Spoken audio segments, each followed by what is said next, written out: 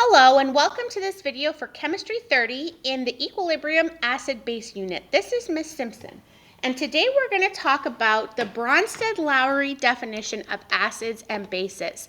This is not something that commonly gets discussed in Chem 20. Some Chem 20 teachers may bring it up, but it's usually something that we just start talking about in Chem 30. So it is another definition other than the Arrhenius acid-base definition of acids and bases, where it helps to explain acids and bases in kind of a different way. The definition of a Bronsted-Lowry acid is that it is a chemical species, so it could be an anion, a cation, or a molecule, something that has the ability to lose a proton. Sometimes we also call this a proton donor. And what we mean by a proton is the hydrogen 1+ ion. So most commonly our acids are going to start with hydrogen and it's bonded to an anion. This is an example of a molecule acid that would react with commonly water in a solution, and it gives its hydrogen to the water, forming hydronium and the anion. This is how we used the modified Arrhenius definition last year in Chem 20 to show how an acid produces hydronium ions when it's placed in water. But the acid doesn't always have to donate its hydrogen to water. It can donate its hydrogen to anything, okay? So anything that has a donatable hydrogen. So it could be an organic acid with the hydrogen written at the end. That is the only donatable hydrogen. These hydrogens are part of the acetate ion, okay? Or it could be something like HSO4. HSO4 has a donatable hydrogen. Or it could be NH4. NH4 will donate one hydrogen, leaving it as NH3, and then that's as far as it goes. Water could actually even be considered an acid. It can donate that one hydrogen, leaving it as hydroxide, okay? So that is the Bronsted-Lowry definition of an acid. It has a donatable proton, a proton donor. A base, on the other hand, is opposite.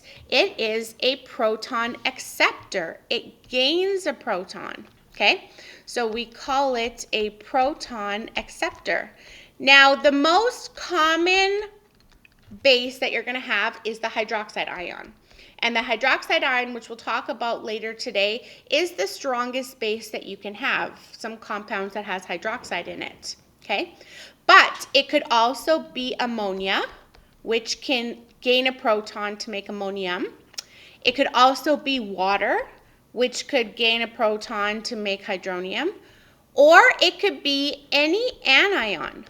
Anions are negatively charged ions, and because of their negative charge, they can again accept that hydrogen. Now, why can ammonia and water accept a hydrogen? It's because they're very polar molecules, and because of the poles, the very negative ends that they have, especially because they have hydrogen bonding as well, right? So they have very negative ends with lone pairs on them that's going to attract the positive hydrogen ion in solution, okay? So what we're going to look at is reactions where we are transferring a hydrogen from the acid to the base. Now there's a page in your data booklet on page 8 and 9, and we're actually going to look at that a little bit later on in this video. We'll just hold off on that for now, but there is a data booklet where acids and bases are listed in order of strength on page 8 and 9 that we'll look at a little bit later, okay? So how again are these substances acting as acids and bases? So this is an acid. It has a donatable hydrogen. So the hydrogen will go over to the water, and then we will produce the chloride ion in that process and hydronium. And then my base again, so this is acting as an acid. This is going to act as a base, and it is going to accept a hydrogen from the water. It is a proton acceptor to make ammonium and the hydroxide ion. Okay? These are reactions we actually learned in Chem 20 as the modified Arrhenius definition of acids and bases, but using the terminology now that they are a proton donor the hydrogen ion, again being the proton, and a proton acceptor. That is the Bronsted-Lowry definition of an acid and a base. Okay? Now they also don't always have to be reacting with water, and in fact they can actually react together. This is my acid and this is my base, right? So my hydrogen is going to be transferred from my proton donor to my proton acceptor. Now, there's no water present, so we're not making free ions. They're going to come together as the compound ammonium chloride, right?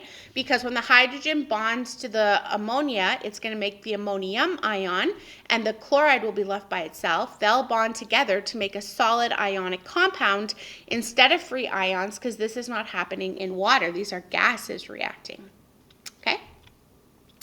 Now, a Bronsted-Lowry acid doesn't necessarily have to produce an acidic solution, so it doesn't have to produce, again, hydronium ions.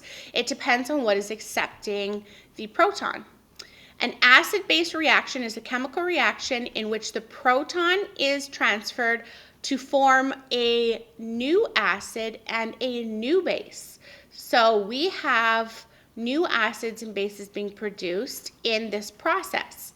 Now, this theory can be used to explain how some species can be used to neutralize both acids and bases. So here's an example. I have a hydronium ion. The hydronium ion only has the ability to be an acid and therefore a proton donor, whereas HCO3 does have a donatable hydrogen, but it's also an anion. So it could act as an acid or a base. How it's going to act depends on what it's reacting with. So like I said, since hydronium can only be an acid, the HCO3 ion is going to therefore act as the proton acceptor or the base. So it's going to form water once the hydrogen transfers from the hydronium to the HCO3. And that is also going to produce H2CO3 in the process when HCO3 gains another hydrogen. Okay? This is making an acidic solution in the process. Okay? The other case that can happen when my HCO3 is placed in a basic environment. So there is a base here, hydroxide ions, then the HCO3 is going to act as a proton donor, acting as an acid in this case.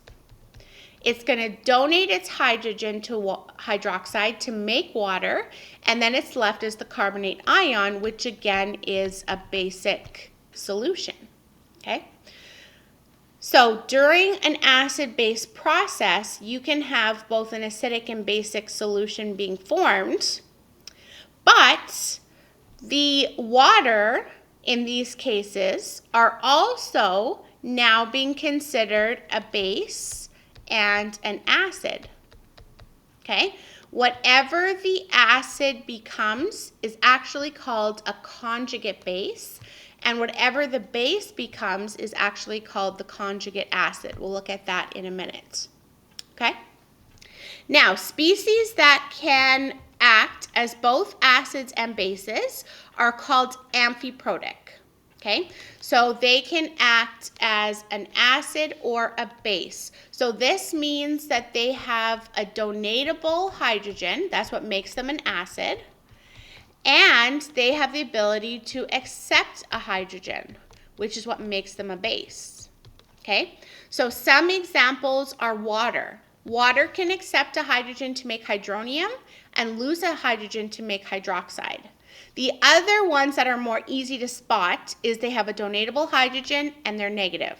A donatable hydrogen, negative. A donatable hydrogen, negative. That's the easiest way to spot something that's amphiprotic. But just memorize that water is also amphiprotic. Okay? The negative, again, makes them an anion, which makes them act as a base. And having the donatable hydrogen makes them act as an acid. So let's talk more about this whole conjugate acid-base pair theory. Okay? So in our reaction, like I said, our substance acting as an acid, again, will donate its hydrogen to the substance accepting the hydrogen, which is acting, therefore, as a base. Whatever the base forms, once it gains its hydrogen, is called a conjugate acid. And whatever the acid forms when it loses its hydrogen is called the conjugate base. Now, the reason they're called acids and bases themselves is because if we now read the reaction in the reverse direction, this would be donating the hydrogen to the hydronium to the anion. Okay? So that's why they're now acids and bases themselves. In the reverse process, that's how they would be acting. And conjugate means that they're a pair of something else.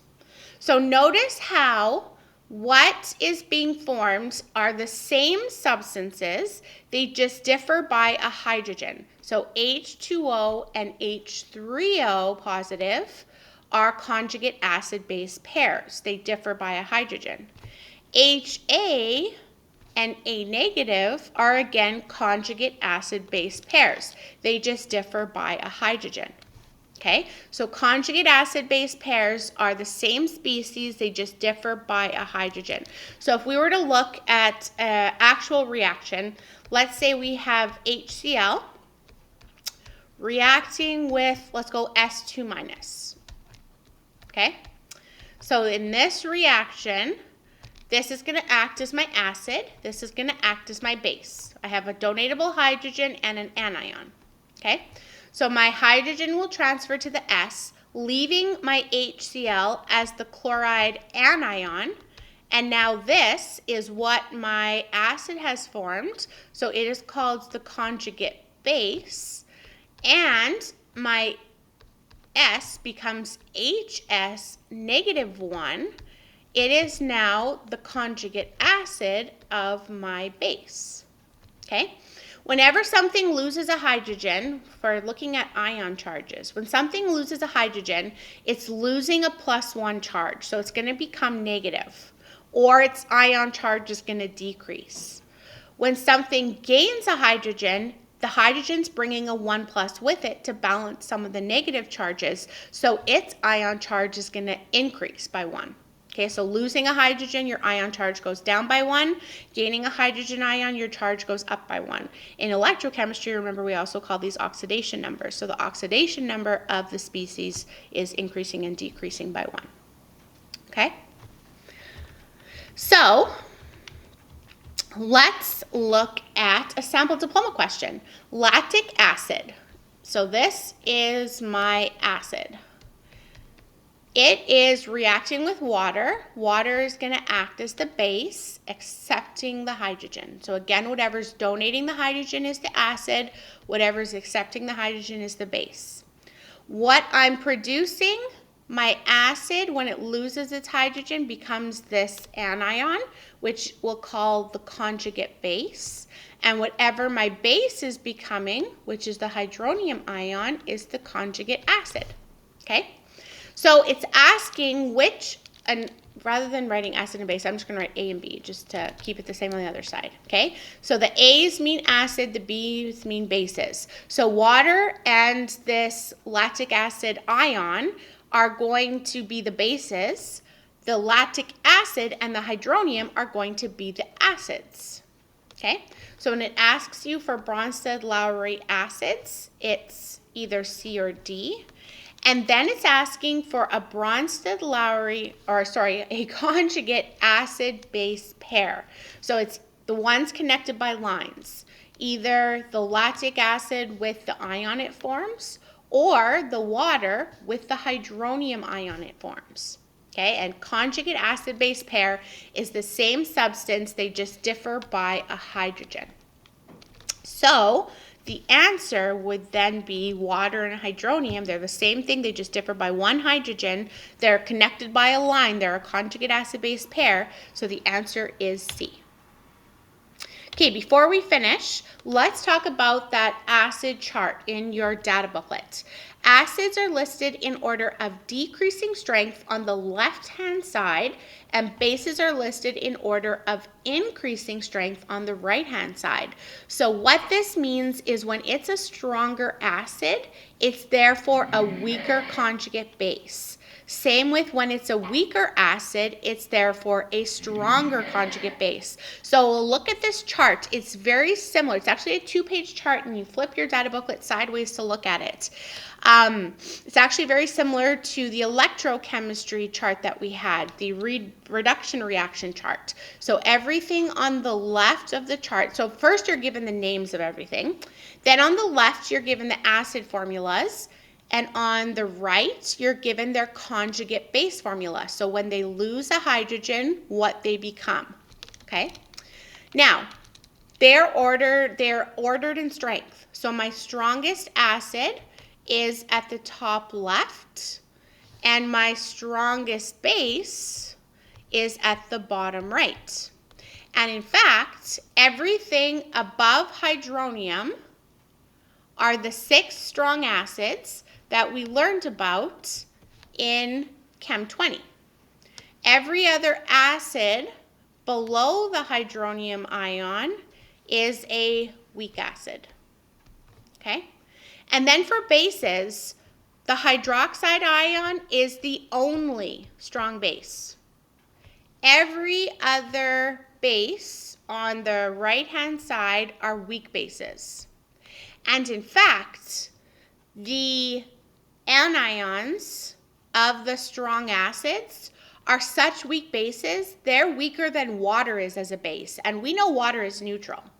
So these are, although they're written as conjugate bases, if you're doing a pH calculation and identifying if you have an acidic or basic solution, if you have the anion of a strong acid, it is basically just neutral. Okay? It's not even basic enough to be considered a base. All right? In terms of the Bronsted-Lowry theory, we could treat it as a base because it's negative. It could accept a hydrogen. But in terms of pH calculations, it's not going to be basic enough to make the pH greater than 7. Okay? So this chart, again, is given to you. It has all the acid names, which makes it really nice to identify your acid. And then again, the conjugate base. Strong acids are the top 6, the strongest one being the top on the left. Strong bases are the bottom on the left. Okay? Thank you for watching this video.